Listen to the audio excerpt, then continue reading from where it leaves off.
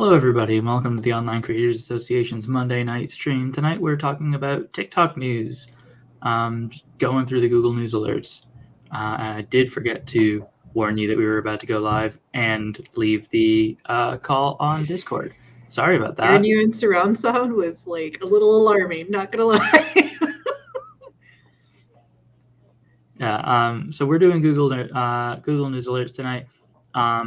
I did finally get around to lying to CVS about whether I have insurance so that I could get my booster shot today. So I am kind of sick, but yeah, they have an option for saying that you have federal public health insurance and an option for saying you have private health insurance. They do not have an option for saying you have mass health. So I just had to pretend not to have insurance in order to successfully fill out the paperwork to apply for the booster. And between that, knowing I was going to be sick for a day afterwards, took me a while to get around to setting that up. But yeah, let's jump into it. So first thing, we've got, there's, coverage of the drama, but we've got something that we really want to check out right away, which is TikTok is testing watch history, which is huge news. And we really hope that they follow through with this because I want it so bad. Yes.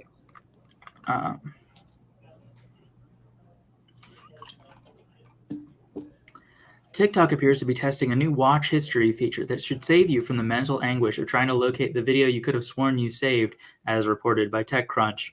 It looks like TikTok may finally give us a straightforward way to browse through a running list of videos we've seen on the app.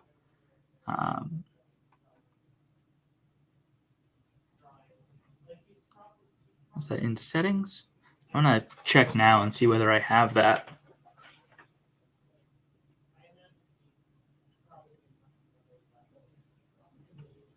Everybody else who's watching, go check. Because otherwise this is going to be a really boring couple seconds. I do not.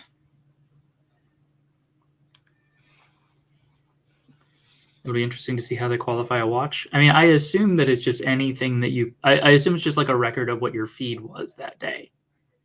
Or at any given point. I forgot that I muted myself. Yes. No, I would like to think it would be everything, at least that you've seen on your FYP, if not following also. Mm-hmm. Yeah, I think it should just be every video that opened up on your page in order. Social media consultant Matt Navarro retweeted findings from user Hamid O, who frequently unearths upcoming features on various social media platforms. O's screenshot indicates that the watch history option will appear under content and activity, under the content and activity heading in your settings. There still aren't many details about what the watch history page will look like or how it will compile your previously watched videos. The Verge reached out to TikTok about the potential feature, but didn't immediately hear back. The absence of a watch history button has led most of us to search for workarounds. While there are some, they're nowhere near as simple as just tapping a watch history button. One process involves filtering your search results by videos you've seen, while another requires you to download all of your TikTok data just to find a single video. If TikTok does come through with this feature, it should save us a lot of time. So if you can download your TikTok data in order to get that information, that does mean they are already tracking it, and they just don't have a tab that shows it.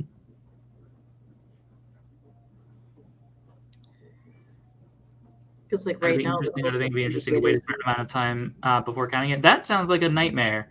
I would be so frustrated if, as frequently happens, I see 2 seconds of an interesting video, then TikTok decides that I refreshed and starts a different video on a whole new For You feed, and then because I didn't watch enough of that video, it didn't show up in my recent watches.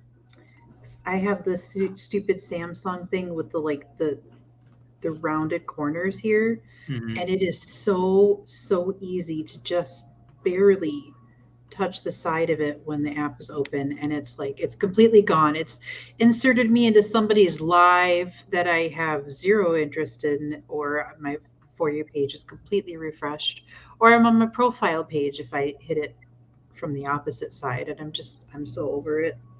Yeah, I have the same kind of phone, which is probably why that happens to me so often. Definitely one of the worst decisions Samsung's made is to make that curved edge thing a feature in all of their phones instead of just fucking making it its own special like model that you can get that they did that one time, which was great because you could just not buy that model like I did. Right.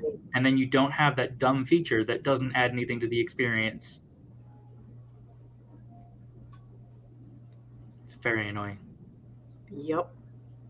Do you know what the use case is for that curved edge thing? I'm in what? Like what why the is point that is of having curled screen edges. My understanding is that, and again, it's kind of undone a little bit by needing Owning to a put phone a case. on it. But if you put your phone upside down like this, because this is going to silence your notifications, you can still just barely see the edge come through there. And then also some people were saying that it gives the illusion of having a larger screen because it kind of spills over the edge. So my phone The can only be on and using battery when it's not on, right, and it can gaslight me. and Cool. then the That's worth having a other, space where you accidentally press screen buttons when you're just holding your phone. yeah, Like it does not give you special buttons. I don't know the if it was meant to. only It doesn't. yeah, the only other thing is that like on it's like that same thing on lives now where if you pull from the side, there's this extra menu that I hate, and I've disabled it because I hate it so much. Because I don't want a menu that just kind of scrolls out from the side like that. But like if you don't have one of those these beveled edged screens, you don't really get that as far as I'm aware, at least not with Samsung products. But yeah, no, I was not eager to get this phone, but when somebody said, "Hey, I know you're having a hard time. I'm going to get you a new phone. Come with me," I did not say no. I am qualified for all of the upgrades, and I am going to try to get off of Samsung products again too, because once again, Samsung especially just bogs down everything. So you are forced to upgrade every 2 years, like clockwork, and it drives me crazy. I think I've had this phone for like it's got to be at least like 5 years now. I got it in college. Oh, that's lucky.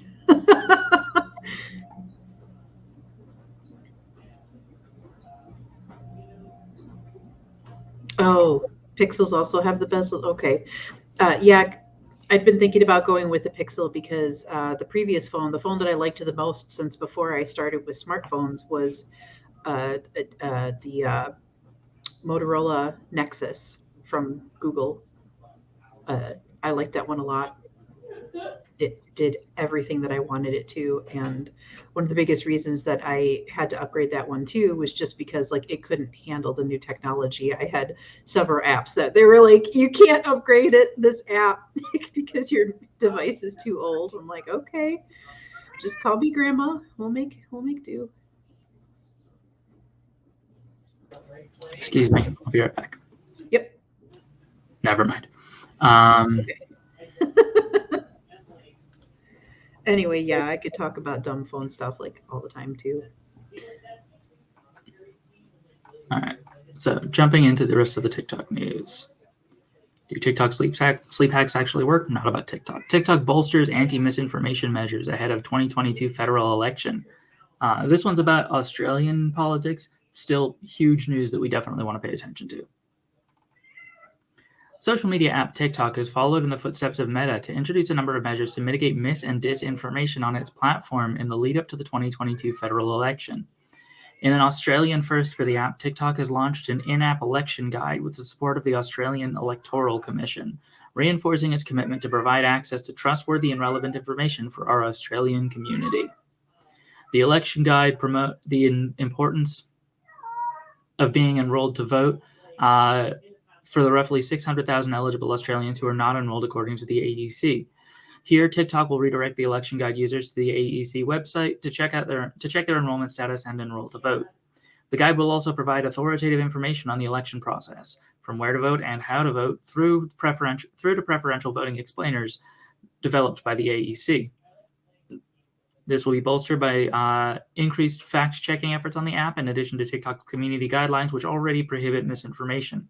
TikTok has partnered with the Australian Associated Press to assist in its fact-checking efforts alongside its existing partnership with Agence France-Presse. The guide will be supported by a number of other measures, including public service announcements that will be added to election-related hashtag pages to remind people to follow community guidelines, verify facts, and report content they believe could be in violation of its policy. In instances that users identify misleading content on the app, TikTok has developed a specific election misinformation reporting button that will trigger a report to the fact-checking team. So this is an example of TikTok being 100% capable of having teams tailored to specific moderating issues, which is one of the things we talked about last Thursday, because they don't for most of their major problems, which is a huge deal. Because they really desperately need it. And this is a good example of a case where they really desperately need a specific task force on a particular kind of guideline violating content. Because this is something that people are going to need to be able to stay abreast of what the current information is in order to know how to correctly moderate against it or moderate for it.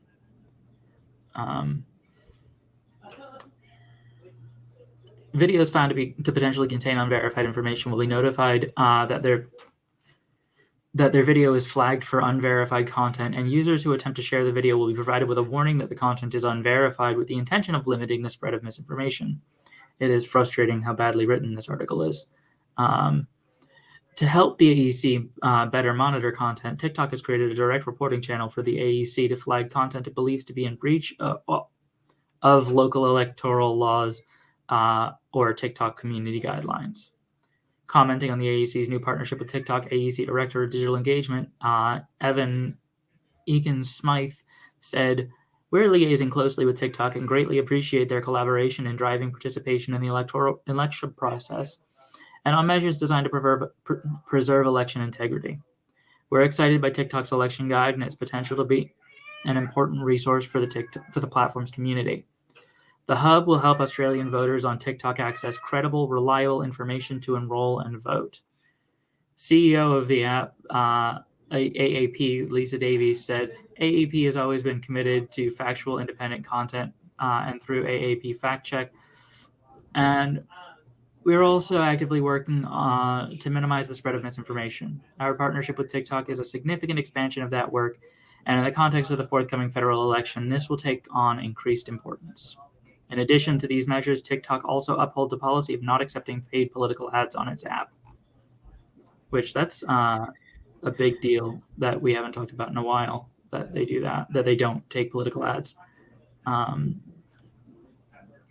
Mike, yeah, unverified warnings do a lot. They have a chilling effect on people communicating, people sharing misinformation.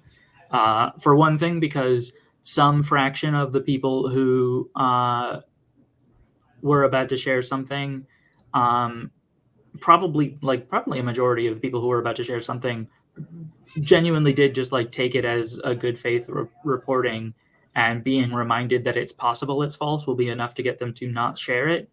But also because people don't want to share something and then have all of their friends get a notification that this person is sharing unverified information. Because if you get the unverified warning when you go to share it, your friends are going to see that it's unverified when they receive it. A lot of these look like, maybe you should second think this or think twice before posting this, do have a lot of impact. The only one that we have the clearest metrics for is when Twitter added that thing saying that, "Are you sure you want to send this?" If you send a profanity laden tweet, it's "Are you sure you want to do this?" And people, they found that something 75% or some ridiculously high number that would re-edit their message and then not fire off such a heated tweet. Yeah, it really takes after prompted. When we talk about managing systems on the internet, we often try to have these conversations as though they're about solving the edge cases of people trying really hard to do the thing. And it so rarely is that the point. like we've had the conversations about like protecting kids from adult content on the app, and we always come back around to the conversation about like, well, what about kids who try to get around it? There are always going to be kids who try to get around it. The thing that the app could be doing in any case where there is a behavior that they want to discourage on the app is creating friction against that behavior, and any friction they create is going to reduce the amount of follow through.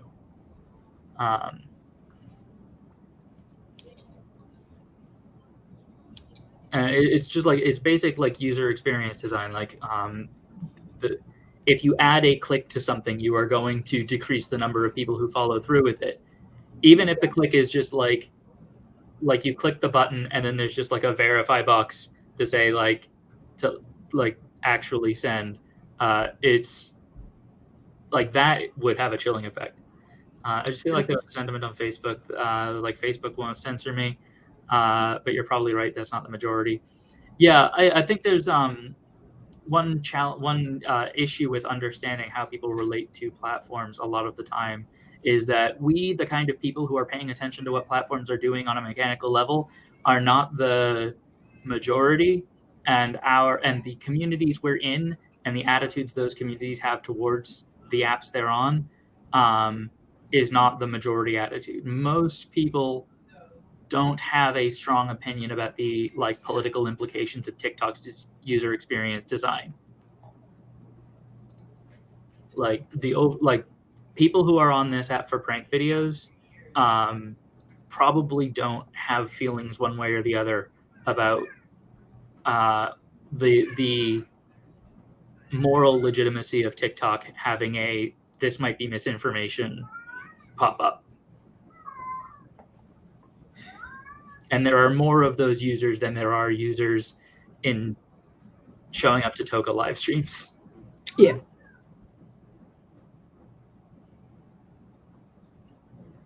I know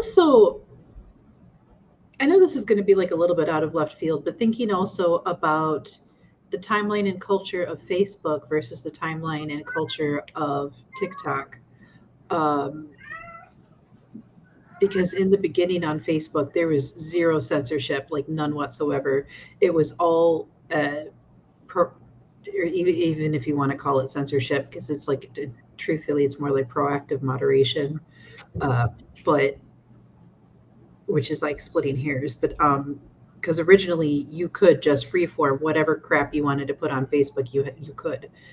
And all of the social medias, really, like you posted it, it was there. It did not matter how true or false or whatever, or how appropriate it was. And then you could just delete it, and then moderators wouldn't even have like the chance to address the issue, because if you deleted it, it was fully deleted and gone. But at this point in time, usually they have some sort of like capture now, so that you can see what was posted, even if it was deleted, whether it's like actually still deleted, but then a copy is kept, or if it's just hidden from view, kind of deleted. Which I would like to think that that's one of the, that's kind of the natural evolution for how to moderate online, and how we've kind of gotten to these places where they do have all those proactive moderation solutions to do these kinds of things. It's like if a person is being invited to like self-censor basically and choose like, do you maybe want to fact check this, instead of just immediately issuing them with a warning or something like that too. It's an obnoxious balance.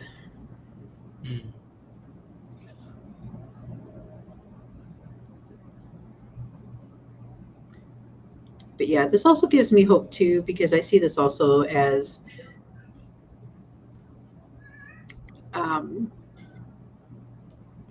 because like Australia is trying to be like proactive with their desire to basically cooperate with on social medias like TikTok. If they can sorry, it's always good when somebody who wants to take a proactive role in ensuring that the information shared about whatever their situation is, whether it be an election or science or whatever it is that's going on. Because if you can hand somebody a list of words that are either really good about the situation or really bad about the situation, it can really be a life-changing thing. If they had like a list of keywords, it would be awesome too if they like would publish it to more people, because then even individual users could add those keywords to their filters too, to be aware of those things. I mean, for creators. Most of the time for like election misinformation, it's not going to be stuff on the level of keywords, because like any keyword that can reasonably be blocked is just like a dog whistle, and as soon as somebody's like published the list of dog whistles, the dog whistles will change. Like for electoral misinformation, it's going to be like claims, which are going to be made of the same words that like legitimate claims are made of. Yeah. Just in different orders.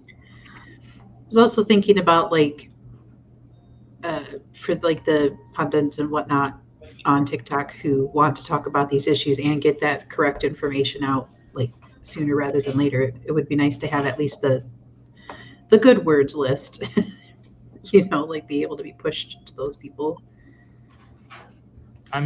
What do you mean by the good words list? So with most of the moderation systems that I've worked with, there is both like a whitelist and a blacklist. I wouldn't necessarily put the blacklist of words out in public, which is what you were addressing, because again, yes, especially if something is considered to be a dog whistle, the second that they know that we're onto it, they will find a new one. But instead, in this case, if there's like a whitelist of words, like these are the words, the people, the situation, the scenario, whatever that is most relevant to the situation, people know to talk about those things more to avoid those other things. Right, but then people who want to spread misinformation just have to make sure to include those keywords in their messaging. They usually don't really think about it that way though too, because like how are you going to give an anti-message using the correct keywords and zero dog whistles? You don't have to use zero dog whistles. You just have to use dog whistles that they haven't noticed yet and make incorrect claims about the correct things. Interesting. Like a video saying, like it's an act of, I don't know, a video saying that it like, say the whitelist has gas policy on it. A video saying it's an act of violent misinformation to center the political discourse around gas policy is a video with the keyword gas policy in it that doesn't have anything in it that's like gonna flag the bad words trigger. But it is nonetheless messaging that tells people to mistrust the consensus agreed upon news.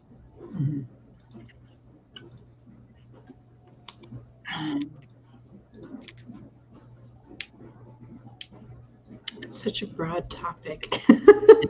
It's the same problem. Like we deal with this problem everywhere on the internet, which is that, and like this is, and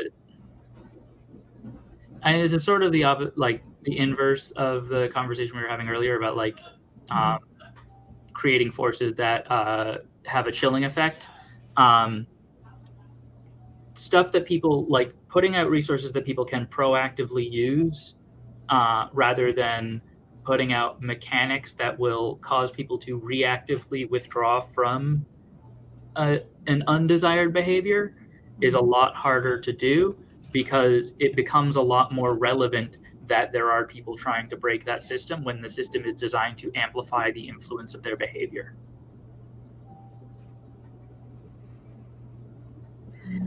So like this is why TikTok doesn't want to tell us what their moderation guidelines look like exactly, because if we know what TikTok thinks means good, people will make content that contains the messaging they want to get out and the signifiers TikTok's looking for. And those signifiers do not neatly overlap with the behavior TikTok actually wants to see on the app, because it's not actually possible to directly measure content, like the quality of a piece of content that makes people feel like they're having a fun, good time on our Play app. Yeah.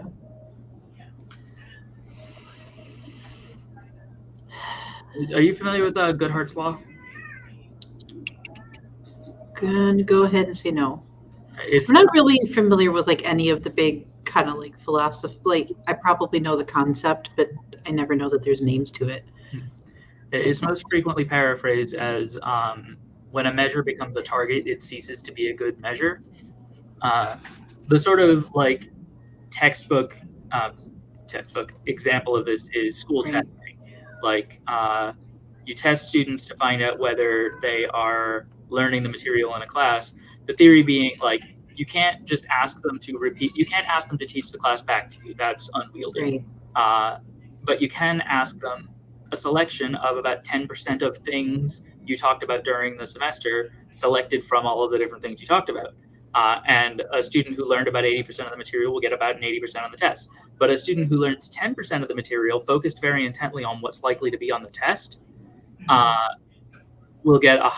is likely to get a higher score than the student who learned significantly more of the material in good faith. And this is like a fundamental fact about it. It's like a systems theory analog to the observer problem in like particle physics. Like observing a system changes the conditions of the system. You can't. The more accurately you want to measure certain things, the more accurately you try to measure something useful the act of measuring becomes, because the more closely the act of measuring becomes just doing the thing in the first place. Which also sounds familiar to me with, I forget what, again, I think it's called like Pareto Principle or something, the 80-20 thing, that you're going to only remember, you're going to like effectively remember 20% out of everything. Or like if you're doing something productive, 80% of the value comes from, or 20% of the value of the end product become, or the first, out of all the time spent, only 20% of it's going to be like the most effective. So yeah, all that good stuff. I mean, that's why that is among the reasons I so frequently say nobody should ever put in more than 80% effort. Yes. This is like all of this stuff. Like, again, it's still very, I keep referencing back to Billy Joel's "We Didn't Start the Fire" song, because there are so many potential solutions, and there is never going to be a perfect solution. And it is good to troubleshoot as many issues as you can ahead of time. But because there's never going to be a perfect solution, because there will always be shitty people, unfortunately, because, you know, it's just an app. Like we can't expect any one app to be the moral compass of an entire civilization. I mean, I would like to put this a different way, in a way that is less essentialist about human nature. I agree with you in like in the mechanics of what you're saying. I agree with you. I'm just being picky about the philosophy of it, and I'm going to it because we've got to fill an hour here. Yes. But the way that people interact with platforms, with the world, the way that people interact with the world around them is overwhelmingly learned from the way that the world around them teaches them to interact. So if we want a world where no one, or like functionally no one, is going to be a bad actor on an app like TikTok, that world can only come about because the app TikTok is like developed in a way that persistently encourages good behavior on like a deep fundamental level, and that's true of everywhere else that person is interacting with. Like,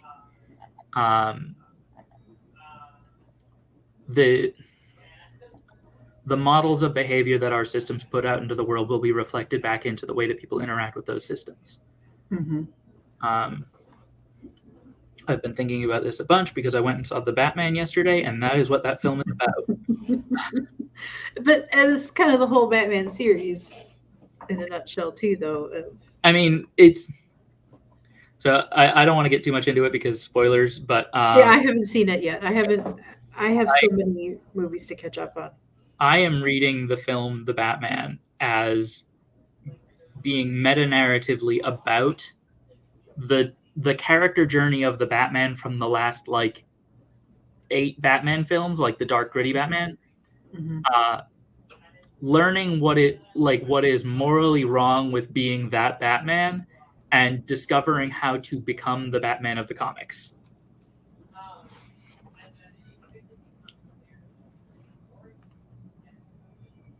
Because, like, it really starts out with, like, Robert Pattinson is playing Nolan's Batman, like the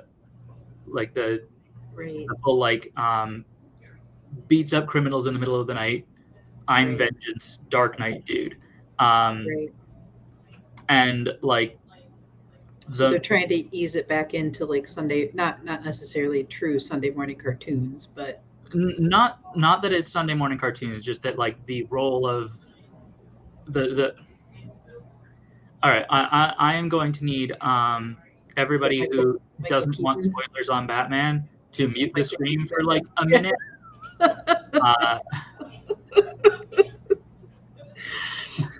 Yep. So, Arget, do you not want the spoilers? You just muted yourself. It's okay. No, I muted myself because I'm going to eat a cracker while I listen so that I don't interrupt. Okay. I just, like, said mute the stream, and then your music went up, and I was like, wait a minute. Yeah, no, I don't mind spoilers ever. Go ahead. All right. So the main antagonist of the Batman is the Riddler, and by the end of the film, you learn that the Riddler is doing the terrorism that he's doing directly inspired by Batman, and like he, like, has a conversation with Batman where he's openly like, we're on the same side, you've done such a good job collaborating with me, because, like, the Riddler was setting up so that, like, Batman following the investigation was going to play into his plans, and then, like, he has, like, a panic attack when he discovers that Batman's not actually in support of the, like, city destruction terrorism that he's planning on doing.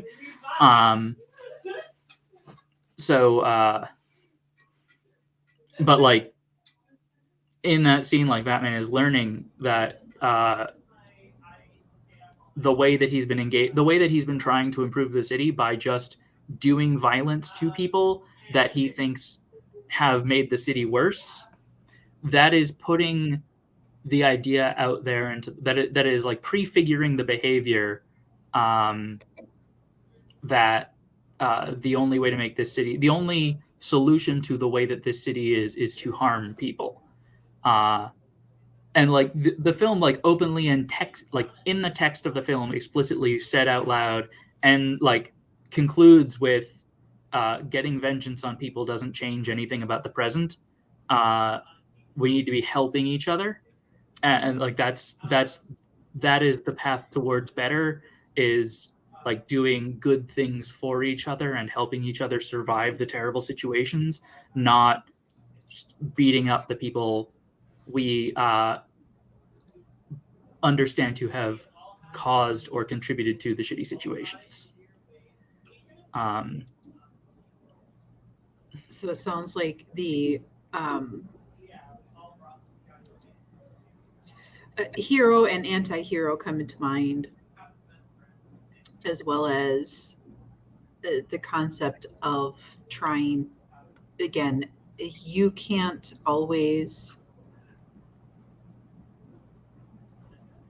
or the struggle of trying to help everyone move together towards similar values, even knowing that there's always going to be margins of which to move through them, because not everybody's going to think and do the same.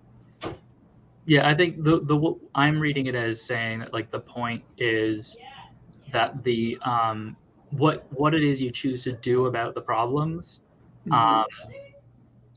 is a creative act that creates the world that you are like building as a solution to the problems. And like because the Batman's approach to problems has just been beat up criminals, the solution that prefigures the like plan that the villain who thinks that Batman agrees with him comes up with is destroy the embankments around the city, flooding the entire city in order to try and kill everyone, because the whole city is fundamentally corrupt and it just needs to be destroyed. That's something too about like how, oh crap, there's one for like the visual, but that's I've had this quote stuck in my brain since like middle school, is that I know you understand what you think I said, but what you heard isn't really what I meant. That whole concept applies right here too, because if a person takes an action, that person over there sees, okay, you did this for the community, that's wonderful, versus that person over there is like, hey, you dominated for the community, which is two completely different ways of going about it. And then I just completely lost my train of thought. I have more detail that I could go into on this that I would really love to go into on this, but like it's spoilers. Not really I don't think it wouldn't be a fun or useful conversation to have with somebody who hasn't seen the movie, because you can't like contribute to or respond to what I'm saying about the text by bringing your own interpretation of the text. You're just getting my interpretation of the text with which to analyze the text. But also we should tell people that we're done talking about Batman so that can come back. And one side stupid question, is that something that I could stream? Because I still don't know that I'm comfortable going out to a movie theater. No, but it will be in like April. Soon. Perfect. Okay, it's a date, not really. Like, I will try. I still just because of all the stuff that has been going on in my life, I have not watched most of the Marvel movies since, what was it, Avengers Endgame? Yeah. Yeah. And I'm still not caught up on the Spider-Man movies that actually had what's his face in them. I don't know. I love Spider-Man. Andrew Garfield's name will not get out of my head, but that's the wrong one. That was the one after Tobey Maguire, but before what's his face. I don't know. It's okay. Okay, back to more TikTok and TOCA related things. Yeah, this was the only movie that I've gone to see during the pandemic, and I went at 11 a.m. to a nearly empty theater.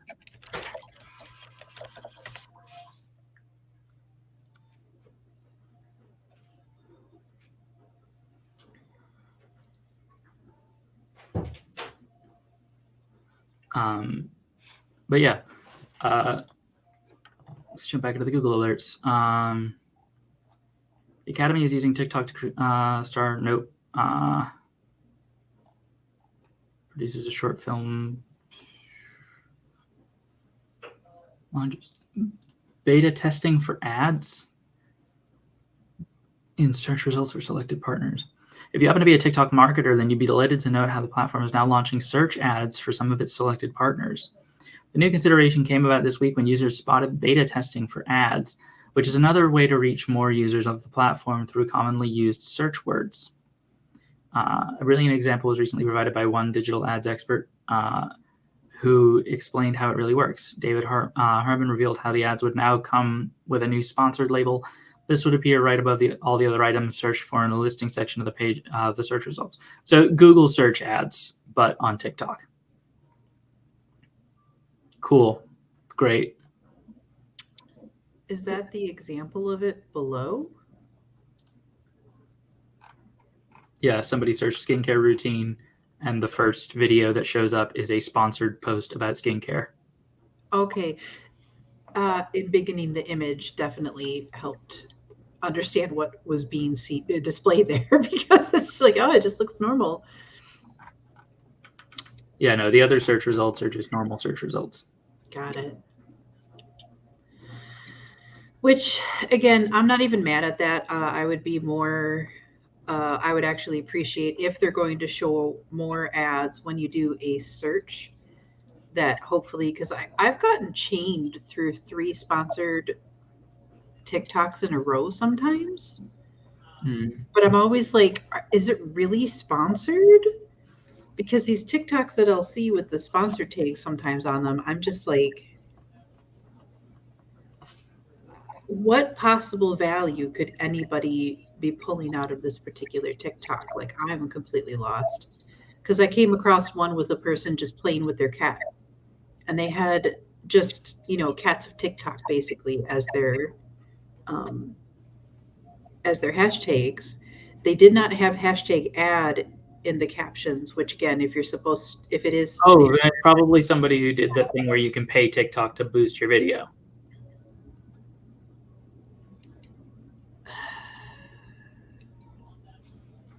Yeah, Mike. but I just, on some of these, I'm just like, I don't understand why.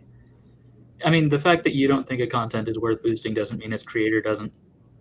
Yeah, I mean, and like, I get that. I do. And like what you're probably seeing is content that really succeeds in a particular demographic that you're seeing because that person paid to give it an extra boost, and it is now getting shown to people outside of that demographic. I could be it too. But it's like, again, with that cat, there's these couple of cat ones that have come across my page. I don't know. Maybe it just knows that I like cats. So it would just, I don't know. I'm really not trying to poo poo other people's videos. I'm really not. But it's just like, you know, I just get confused. Cuddling with cats could be a whole page. Honestly, I agree. Yeah, and like I am sure that everybody who has a page that's just them doing videos of their cats has opinions about what makes a good cat video, and sometimes sees one of their videos of their cats playing and think, this deserves more. I'll throw $5 at it to give it an extra boost. Yeah.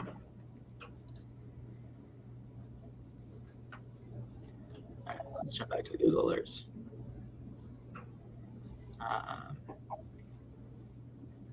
Scotland v. England.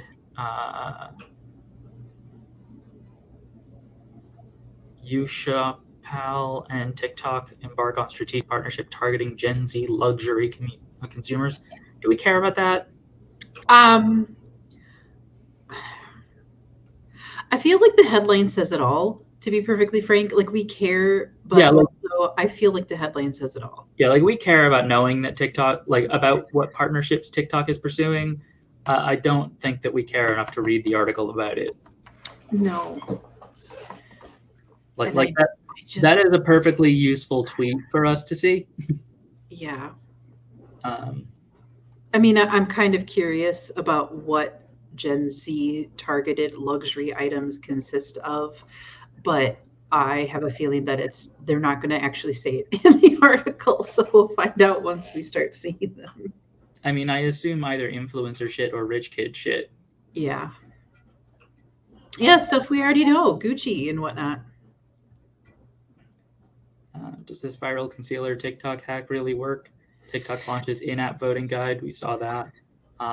Read college response to video containing racist comments. What is a 12-3-30? The treadmill routine taking over TikTok. Sweet Disneyland TikTok goes viral after woman finds footage of her new boyfriend, Of her now boyfriend. I think I've seen that one before too, or a similar story where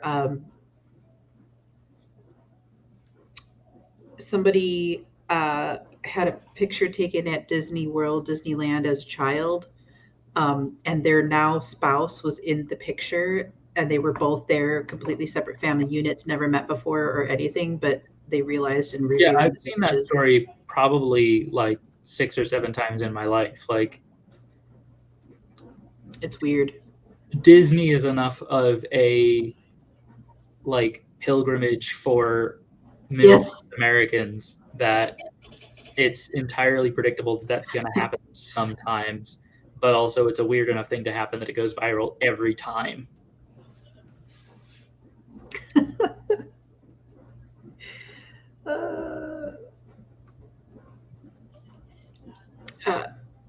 I'm sorry, but okay, Doomer made me laugh. Yeah, I do. That's a good line. Don't need to read it. Just yeah. Oh God. Anybody who thinks that TikTok would not exist without them, immediately canceled. Sorry, what? Soulja Boy apparently says that TikTok wouldn't exist without him. I'm sure Soulja Boy had an influence because I don't think I'd heard the name Soulja Boy prior to TikTok, but I mean, I know musically's been around for longer than yes, I was paying attention, but like Soulja Boy was popular in like the early 2000s, 2010s, wasn't he? And apparently, the claim is that being successful on YouTube shaped viral culture, which I don't care. I'm not interested in that story. No, that is a rabbit hole we do not need to go down. Because this doesn't need to become a Soulja Boy slander stream.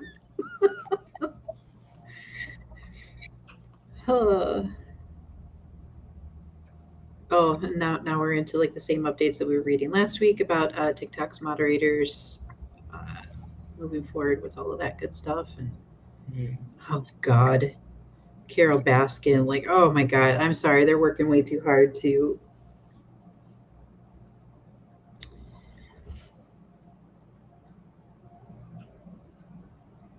Who's the girl boss now is a compelling headline. I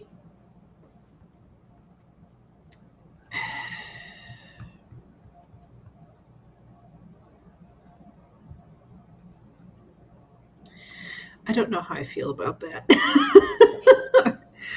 I still feel like I am just completely left out of that whole side of things. I am so curious what you mean by that and what you are parsing that headline to mean. Both the Girlboss concept, because I know like let's empower women, let's do that, but the whole Girlboss concept, I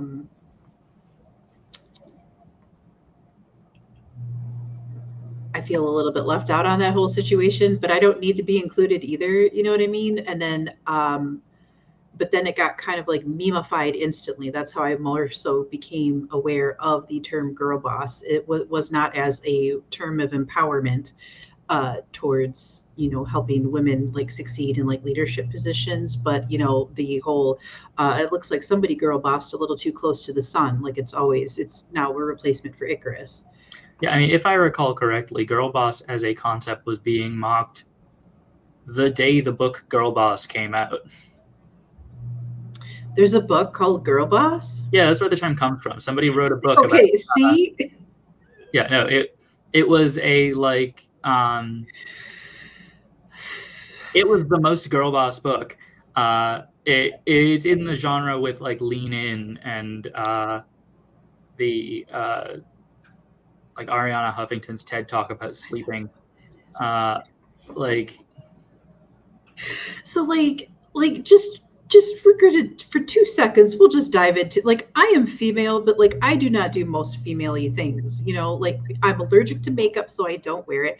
I have gigantic clown feet. I can't wear cute girly shoes. And then like I'm too tall for most of the cute girly clothes, which I know that they're getting better at, which makes me happy, but then I also hate shopping, so I can't like there's just this whole female identity stuff that I'm not The gist of I've Girlboss, never been part of it.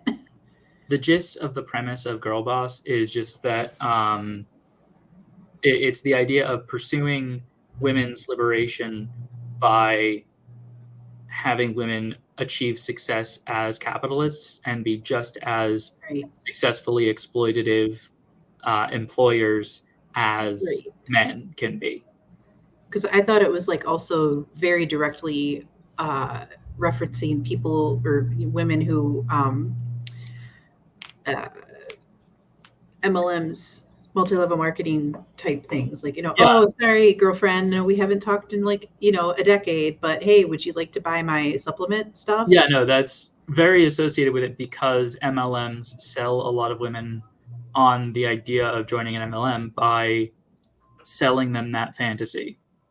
Like, that is the narrative that MLMs exploit in order to encourage women to suspend their skepticism about the organization by persuading them that actually everything you're thinking about how this sounds like it's bullshit and shouldn't work is internalized misogyny, and you only think that this won't work because you don't think women can succeed. So if you want to be a good feminist, you should do that. It's Come support the small business. Yeah.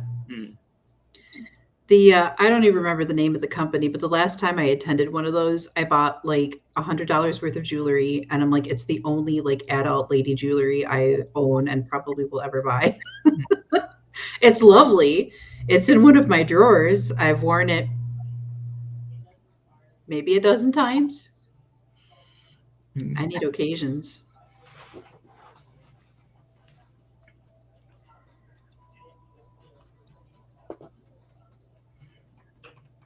Wait, sorry, what was that one?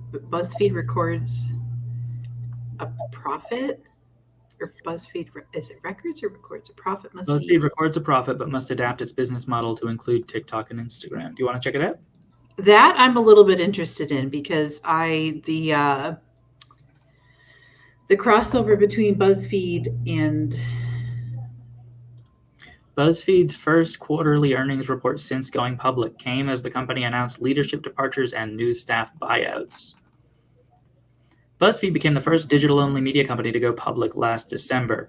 It marked another rite of passage Tuesday morning with its first quarterly earnings report as a public company.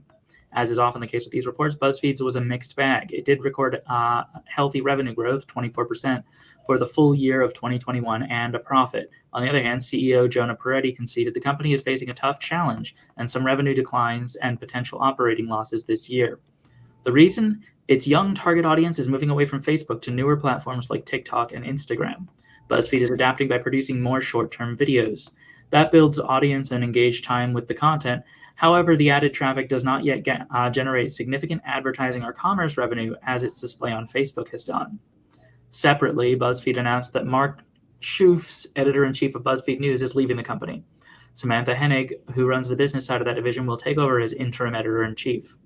And a note to staff, Peretti wrote that he and Hennig will talk to BuzzFeed News later today about our plans to position BuzzFeed News to thrive in the current media ecosystem, accelerate its path to profitability, and become a stronger financial contributor to the overall BuzzFeed Incorporated business. This means that BuzzFeed News will need to get smaller, which we have reached out to discuss with the union and to prioritize the areas of coverage our audience connects with most. A spokesman said that the shrinking company's overall workforce by about A spokesman said that shrinking the company's overall workforce by about 1.7% is part of the plan to avoid continuing losses. In a memo to staff, Schoofs said that the company hopes to achieve planned reduction via buyouts rather than layoffs. The move is necessary, he wrote, to bring the division, which has long been subsidized by other parts of BuzzFeed's operation, into profitability by the end of 2023. Schoofs said that Deputy Editor-in-Chief Tom Namako is also leaving the company. Separately, Variety reported that head of investigations Ariel Kamenar is departing too. BuzzFeed acquired HuffPost 11 months ago. That added both audience and the volume of news content, but BuzzFeed has had to absorb HuffPost's operating losses. I forgot about that. HuffPost, sorry, what? I forgot about that BuzzFeed bought out HuffPo, which I just weird. BuzzFeed immediately made cuts at HuffPost, including shutting down HuffPost Canada. It made another acquisition later in the year, spending $300 million for pop culture and entertainment site Complex Networks, and faces the costs of integrating that company into its existing lines of businesses. News has long been a part of what BuzzFeed has to offer, but the company's bigger effort goes into lighter content, heavy on quizzes and listicles, a format that it helped popularize.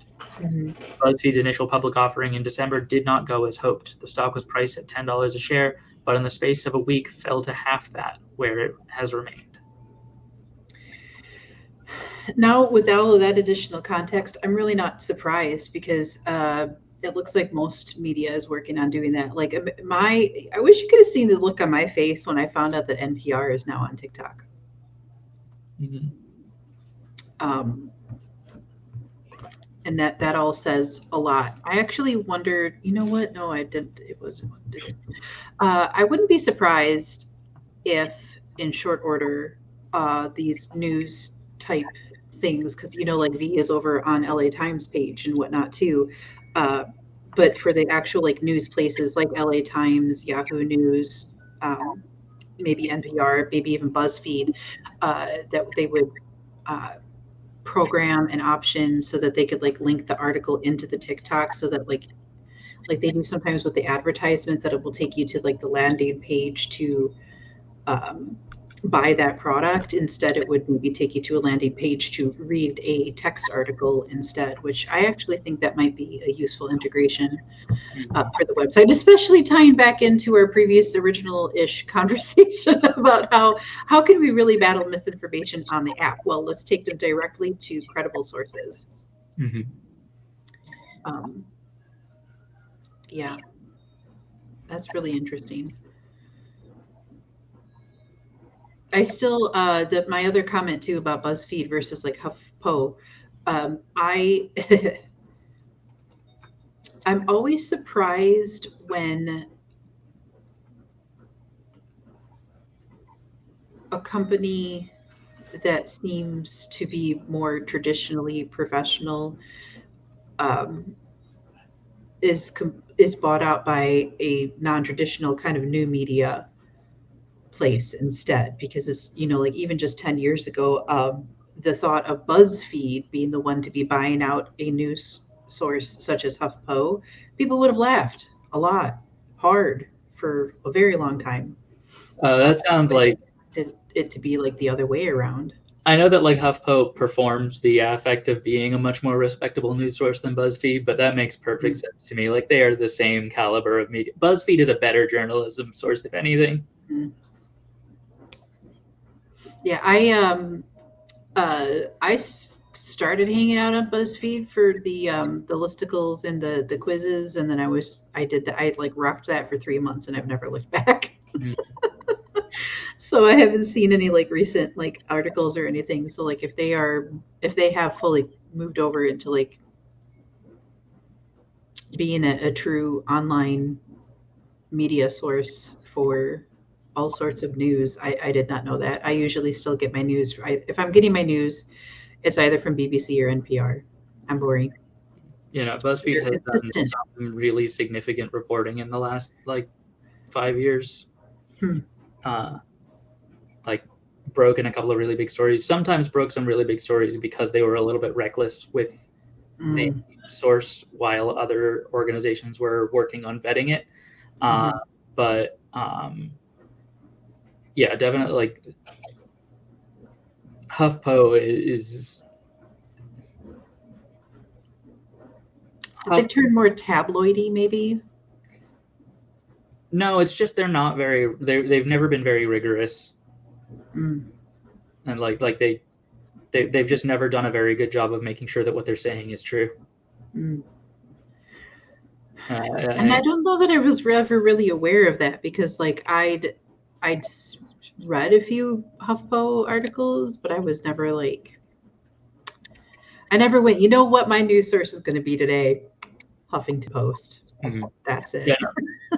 Neither is BuzzFeed, but again, I'm old, and if it's not from BBC or NPR, I'm like, I don't know about this. Yeah, it's like different political alignment, but HuffPo in my brain is floating around the same area of respectability as Breitbart. Oh yes, to the opposite direction. Oh God, I haven't thought about Breitbart in so long, but we do have about a minute left here. I could always chat about like the media bias charts and stuff like that too, because I always think those things are interesting, but maybe also a little bit out of our scope. Why, is there something you see wrong with this chart? What chart? The one that's on the screen right now? Oh, no. That's not a media bias chart. That's a money chart. Oh, I thought you were saying. No. I realized that you were talking about like charts that propose to describe media bias, which, yeah, I have a lot of feelings about those too. I thought that what you were saying was, let's talk about ways in which charts can be used in biased ways in media. Oh, no, yeah, I know that's totally a thing too, but yeah, no, let's not let the person with a math disability be like, you know what we should do? Crunch some numbers.